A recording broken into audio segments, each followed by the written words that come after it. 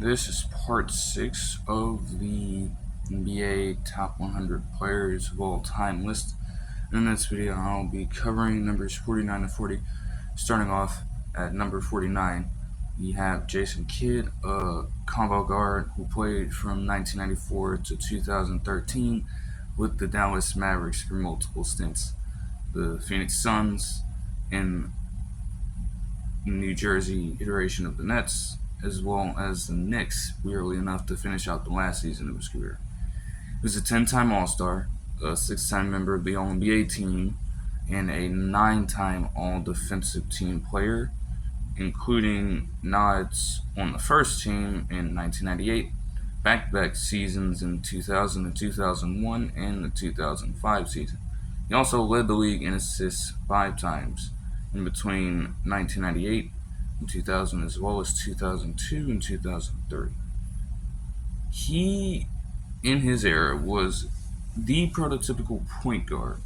He was a sound defender, not a two-way player, but with the amount of steals that he racked up during his career, it's safe to say that he was a very good perimeter defender. He set the tone for some pretty solid teams in the 2000s and actually got close to championships in 2002 and 2003 with the New Jersey Nets, but he was stopped in his tracks both times. And his playoff success wasn't consistent, though in 2012,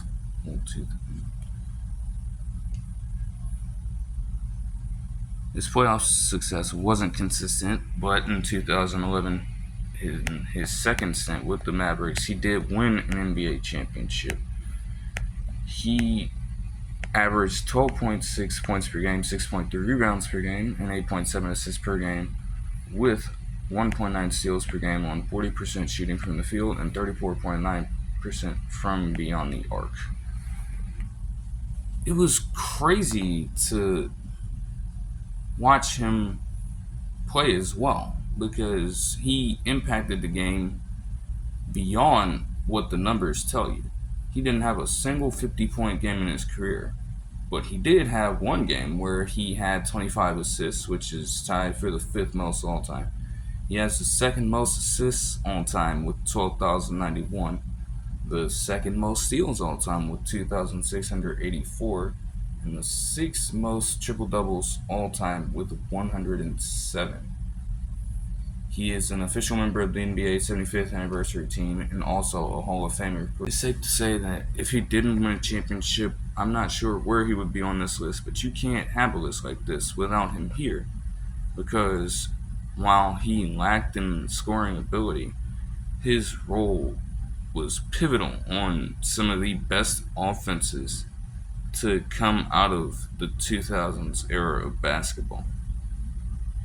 And he eventually, even in a slightly lesser role, managed to be somewhat of an X factor during that championship run for the Mavericks in his second stint. At number 48, I have Dave Cowens, a center and power forward who played from 1970 to 1983 with the Celtics and Milwaukee Bucks, though he was retired in 1980 and 1981, then came out of retirement to finish off his career. He was an 8-time All-Star, a 3-time member of the All-NBA team, a 3-time member of the All-Defensive team. He also won an MVP in the 1972 season, a season in which he averaged 20.5 points per game with 16.2 rebounds per game and 4.1 assists per game on 45.2% shooting from the field, and also made an All-NBA second-team appearance. He won 2 NBA championships with Boston in 1974 and 1976, and is recognized as one of the 50 greatest players and a member of the NBA 75th anniversary team, while being inducted into the Hall of Fame. He, during his career, averaged 17.6 points per game, 13.6 rebounds per game, and 3.8 assists per game on 46% shooting from the field. To his credit, he was probably one of the premier talents at the 5 position during his tenure in the league. Again, 1970s, in early 80s were flooded with big man talent. That's just the cold hard truth about it. His numbers may not be as comparable to his counterparts. He was reasonably successful and still managed to come away with some accomplishments while being a winner for a very capable Boston team around that time. Of course, they lost a little bit of their luster, losing a lot of their superstars like Bill Russell over the course of his time in Boston, but they were still a very reasonable threat in a team that everyone had to account for. It's as simple as that, and they got the job done. By that, credit goes to Callens being able to step in and fill those large shoes that Bill Russell left as soon as he retired from the game. Number 47, I have Steve Nash, a point guard who played from 1996 to 2014 with the Suns, Mavericks, and Lakers. During his career, he averaged 14.3 points per game, 3 rebounds per game, and 8.5 assists per game on 49% shooting from the field, with 42.8% shooting from beyond the arc and a 90.4% free throw rate. He was an 8-time All-Star, a 7-time member of the All-NBA team, a league leader in assists 5 times, a back-to-back MVP between the 04 and 05 season. Looking at all of what he was able to contribute during his career, it's safe to say that Steve Nash might be considered a late bloomer, because most of his historically great or better seasons during his career came during his 30s. From 2004 to 2011, he averaged From 2004 to 2011, that is 8 consecutive seasons, he averaged double-digit points per game and assists per game. All of them coming beyond his prime. And granted, he was never a player that had to rely on athleticism to be effective. He was always more of a crafty point guard, a more traditional sort that could engineer an offense. With the move to play as a traditional point guard, he quite simply prolonged his career. In his earliest days, he wasn't as productive at all, but he created history by being a back-to-back MVP. There are some who debate whether or not he even deserved to get them in these seasons, but I won't try to delve into that here. He led one of the most recognizable offenses of the 2000s with the 7 seconds or less Suns under Coach Mike D'Antoni at the time. It doesn't take full form without him at the center, at the core of that team. You had your Amare Stoudemires, you had your Shaq. For a small portion of time, you had guys like Sean Marion there. You needed a leader who could facilitate the ball to those people. And Steve Nash filled that role perfectly. As historically great as that offense was, there wasn't a lot of playoff success on his part to reward this kind of contribution for him. I mean, he even had 5 different seasons with 50, 40, 90 shooting splits, and all of those also came in his 30s. He had 92.1% free throw shooting in 2005 and 93.8% in 2009. Overall, he ranks 5th in NBA history in assists with 10,335 and was the 2nd best shooter at the free throw line in NBA history at a 90.4% clip. He was recognized as an official member of the NBA's 25th anniversary team in 2022 and was also a Hall of Famer. At number 46, I have Paul Arizin, a small forward who played from 1950 to 1962 with the then Philadelphia Warriors. During his career, he averaged 22.8 points per game with 8.6 rebounds per game and 2.3 assists per game on 42.1% shooting from the field. Interestingly enough, between 1952 and 1953, he did not suit up to play an NBA game because he was serving the country with the U.S. Marine Corps. Pretty interesting tidbit to find out there. Nevertheless, he was a 10-time All-Star. Would have probably made more if he didn't take that pause. But that's neither here nor there. He also made 4 All-NBA teams and was the league leader in scoring twice. In 1951 with 25.4 points per game and 1956 with 25.6 points per game. He won an NBA championship in 1956 when he averaged 27.6 points per game, 8 rebounds per game, and 2.0 assists per game on 42.6% shooting during that series. He is quite literally a Warriors legend. You know, most people think about a player that will be mentioned later on, and most people think about a player who played the same position for the Warriors that came just a little later. But Arizin was one of the first to don the Warriors uniform and gain as much recognition as he did.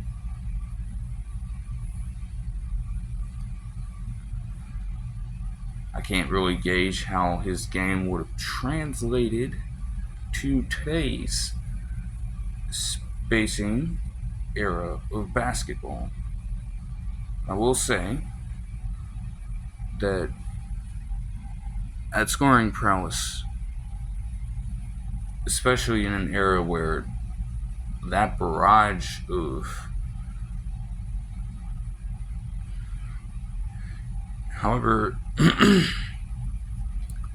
in an era where that barrage of scoring wasn't necessarily required, he exceeded a lot of expectations for most players back in that day. And for that contribution, he was named one of the 50 greatest players in 1996, a member of the NBA's 75th anniversary team in 2022, and a Hall of Famer. At number 45, I have Scottie Pippen, a small forward who played from 1987 to 2004 with the Chicago Bulls, obviously, as well as the Houston Rockets and Portland Trail Blazers. What I can say right now, before I even break down any stats, any accomplishments that he gained throughout the course of his career, let me just say this. When it comes to him being a part of that Bulls team, with the exception of that incident in the very first season that they were without Michael Jordan in the playoffs, where he demanded the ball after Coach Phil Jackson offered the opportunity to shoot in the final seconds of that game and gave it to Tony Kukoc for some reason. Pippen threw a fit, gets ejected from the game, all of that good stuff, right? Outside of that, though, he played most of his career while being underpaid. Just think about that. Even when it came time for contract extensions in Chicago and getting new ones in the process, over the course of some very hard negotiations, he remained one of the most undervalued assets in the league at that time. And was certainly one of the least valued players on that Bulls team. But he still, night in, night out, was a very solid two-way player. A very great two-way player for that team. Because most of the defensive dirty work over the course of the first few seasons of his tenure, it came down to him. He put his body and, quite frankly, his whole career on the line every night, and especially when he got closer to being in his prime, results paid off. Yes, the very final season of his Bulls tenure was rough for all parties involved. But can you blame him for moving on after and going to an organization in Houston that was willing to value him like he wanted to be valued and gave him the contract that he thought he deserved? I can't blame him at all for that. He averaged 16.1 points per game with 6.4 rebounds per game and 5.2 assists per game on 47.3% shooting, while becoming a 7-time All-Star and a 7-time member of the All-NBA team, not to mention a 10-time All-Defensive player, including first-team nods from the 1991 season all the way to 1998. He also led the league in steals one time in 1994, where he averaged 2.9 points per game. He is both one of the best defenders to ever play the game, while also being synonymous with that of the best player of all time. You know who it is. He will be mentioned later. But you couldn't tell that because of the way he's just come after that man over the course of the last 5 or so years. Just watch The Last Dance for reference. Yes, you don't have to necessarily be a complete, yes, I understand that you don't have to be completely reverent of the best player of all time. You don't have to be a sycophant in that light. But you can't just completely disrespect all of what he's done the way that Pippen has. What a turn. And then general commentary in the media proclaiming other players to be greater than this man out of, I guess, spite, jealousy. I don't know. I really am not sure. He must feel very spurned by all of it, to be honest. Media coverage wasn't necessarily focusing on him doing the dirty work, but more so the man who will be mentioned later carrying the squad. As if legitimately no one else was a great contributor for that team when Pippen stood right by his side. He had to have felt a way about that, and all of those emotions just boiled over the past couple of 5 years. All of those emotions, and I guess all of those emotions just boiled over the past 5 years. His 2,307 steals ranked 7th in NBA history, and obviously he was a 6-time NBA champion with Chicago. He was named one of the 50 greatest players in 1996 and a member of the NBA's 75th anniversary team in 2022. He was also inducted into the Hall of Fame. Number 44, I have Jerry Lucas, a power forward and center who played from 1963 to 1974 with the then Cincinnati Royals, the then San Francisco Warriors, and the New York Knicks. He averaged 17.5 points per game with 15.6 rebounds per game and 3.3 assists per game on 49.9% shooting from the field.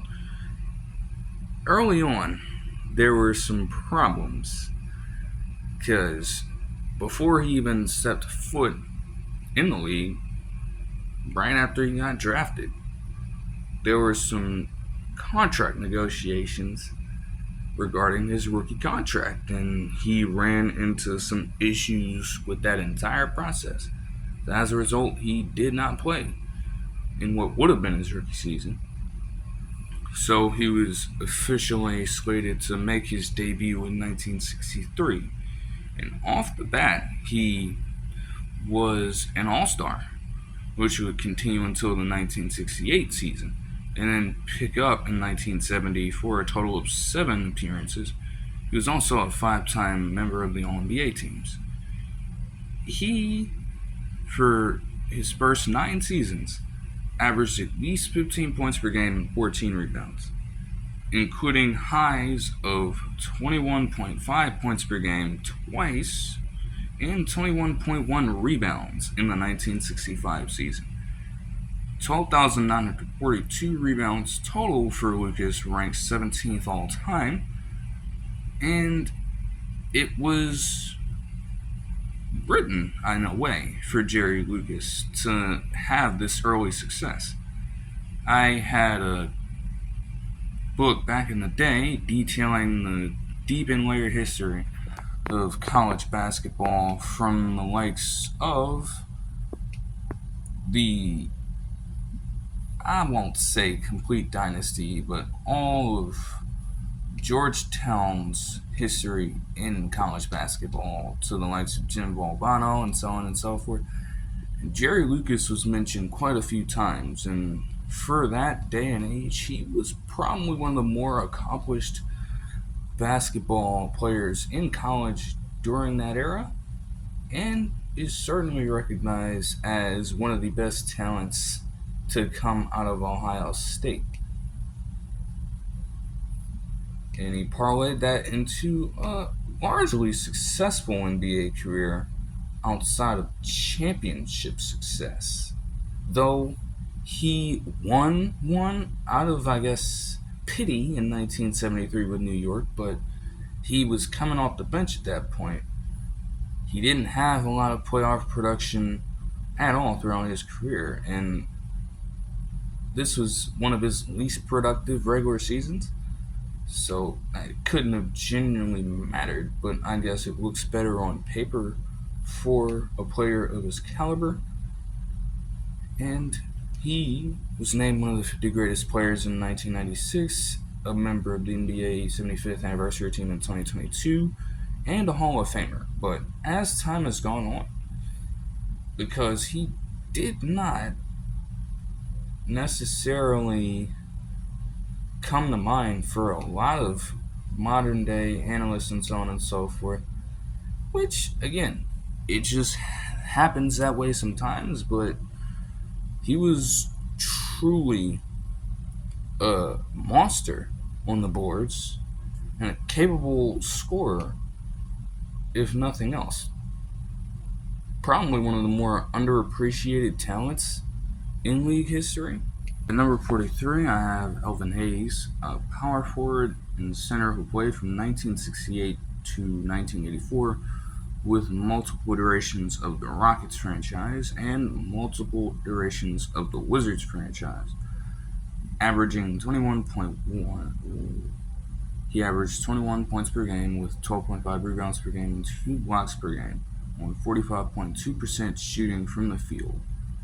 He was a 12-time All-Star between 1968 and 1979, 6-time member of the All-NBA teams, a 2-time member of the All-Defensive teams, second-team appearances in back-to-back seasons in 1973 and 1974. He also led the league in scoring one time in 1968 with 28.4 points per game, and led the league in rebounds twice.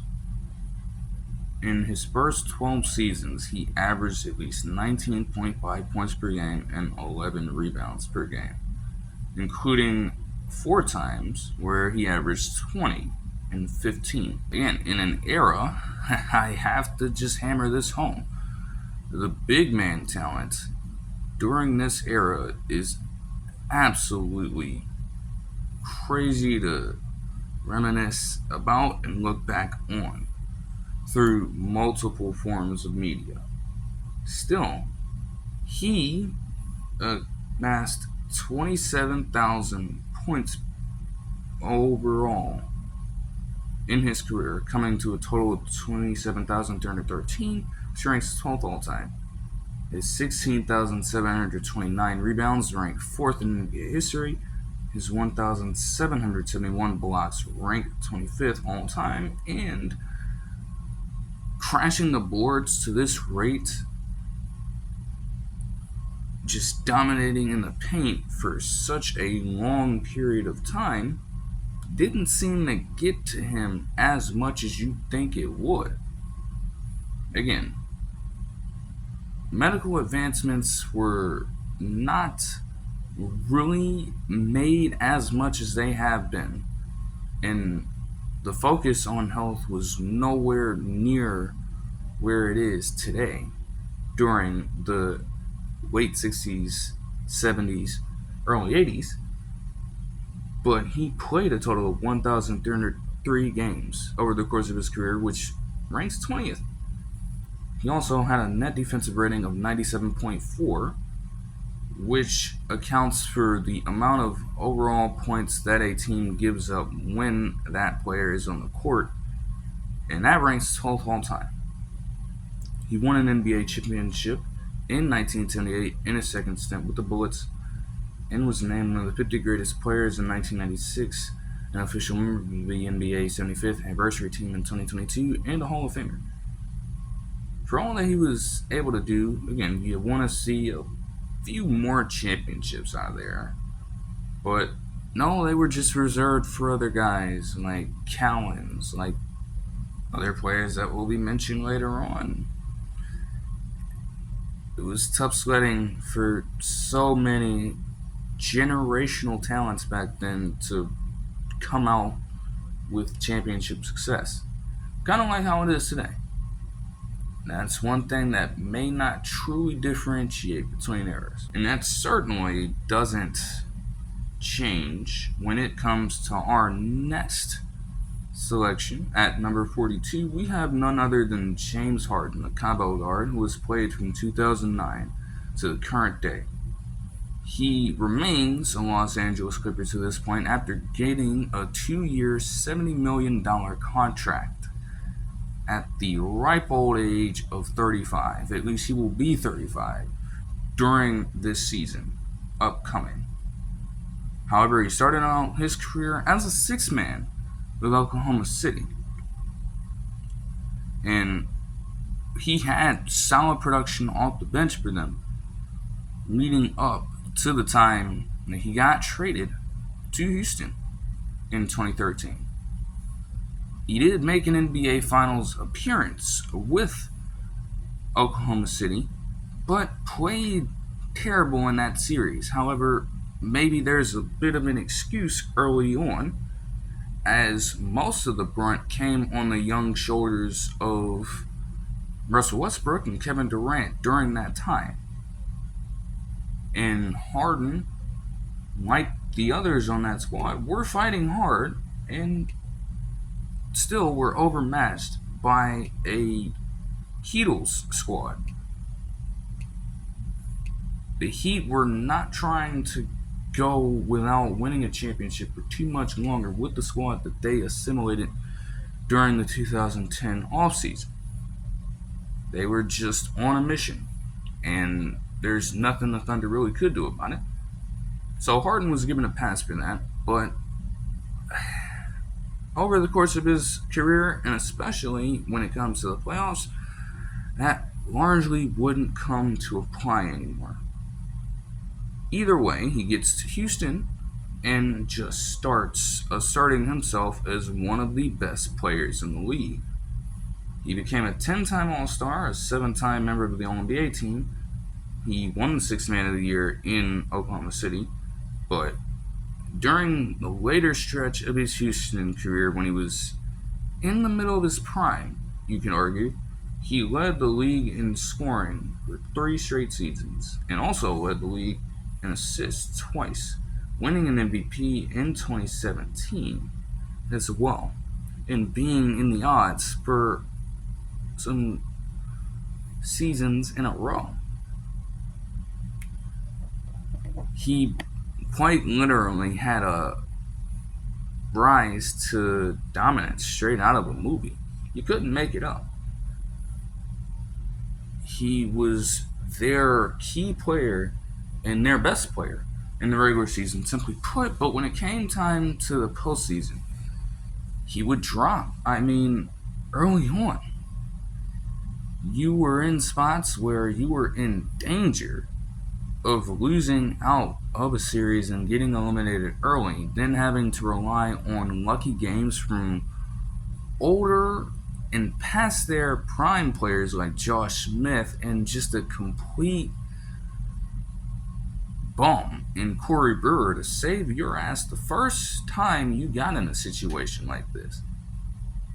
Then you move on some years down the line. It doesn't work out with Chris Paul. And you are part of a team that missed 27 straight threes in a Game 7 appearance to lose that series to Golden State. Then you lose early again with Russell Westbrook. Then you take the 2020 season, part of that 2020 season at least, just fattening yourself up, doing whatever you can to get out of Houston after they've literally exhausted every means to keep you around and try to get you a championship. Because their roster wasn't completely inept, even with the likes of James Harden having to carry them for majority of his tenure. Players around him weren't terrible at all. They could contribute. But something wasn't registering in Harden at all when it came time for postseason basketball. You get to his very late, we're still talking about the 2020 season, going into the 2021 postseason with the Brooklyn Nets. That Nets-Bucks series was so close. It was attainable for the Nets to win it. We all know about that foot on the line and how many changes would be present in the NBA right now. It will look so different. That toe isn't put on the line. Still, as close as that series was for the Nets, if Harden does a little more and was more efficient during the games in which he played, there probably wouldn't have been much of an issue. But not only did he play terrible, he got hurt and it cost him big time as a part of one of the worst, if not the worst, assimilated big three in NBA history. Then you get to your time with the 76ers, and in his time there in the playoffs, he would have a good game every now and then, but when you needed him the most, he still wasn't there. You get to his tenure with the Clippers. When you needed him the most in the playoffs, he didn't show up. And this has been the theme for his career. He's been a dropper from the regular season to the postseason and a horrible clutch performer in the playoffs. He's had some very historic shots, some nostalgic clips where he just completely takes over these games in the regular season and wins it while having the team on his back. But not when it mattered the most. Yes, the Warriors were a juggernaut, and he ran into them multiple times, including in the 2019 playoffs, but he was given chance after chance. And he, for better or worse, kind of revolutionized the ISO basketball concept.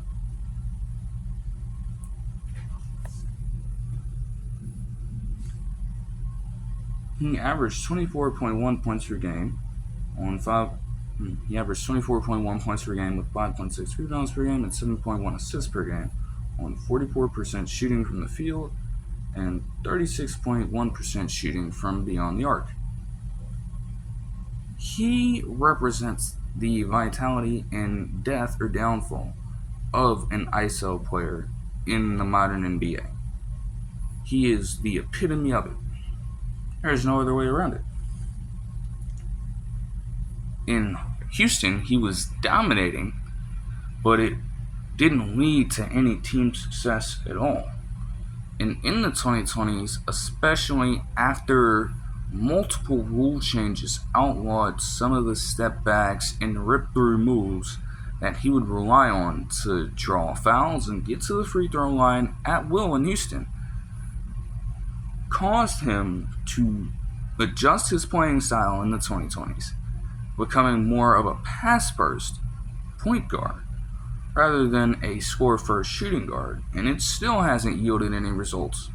In fact, one can argue that his passing is pretty good, but overall he's become less efficient and less of a threat when it comes to scoring. So that certainly doesn't help if you're relying on him to be one of your top 3 players or so while being in pursuit of a championship. And his career will probably go down as one of the most disappointing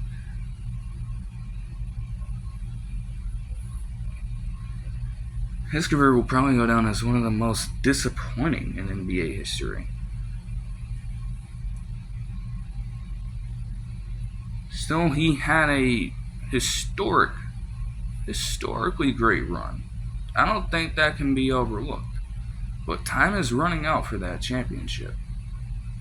And with him being the second best player on a Clippers team at his age, I don't know how plausible it is for him to revert in some way back to the way he was playing in Houston, when he was a bit more efficient and more lethal, with more of a focus on him as a player.